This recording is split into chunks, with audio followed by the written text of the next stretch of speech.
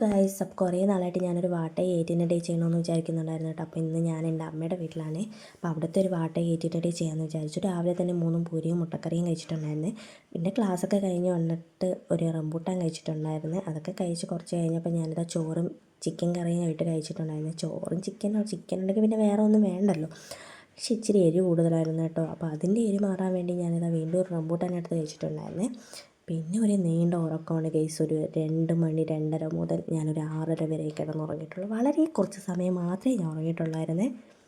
പിന്നെ ഒരു ഉറക്കമൊക്കെ ഉറങ്ങി എഴുന്നേറ്റപ്പോഴത്തേക്ക് ഇതാ കേക്ക് കഴിച്ചിട്ടുണ്ടായിരുന്നു കേട്ടോ. ഞാനിവിടെ എൻ്റെ വീട്ടിൽ വന്നിരുന്ന എല്ലാവർക്കും നഷ്ടമാണ് കേട്ടോ. ഇത് അപ്പുറത്തെ ചേട്ടൻ വാങ്ങിക്കൊണ്ട് വന്നതാണ്. ആ റംബൂട്ടാനില്ലേ, അതും അവൻ തന്നെ വാങ്ങിക്കൊണ്ട് വന്നതാണ് ഇന്നലെ.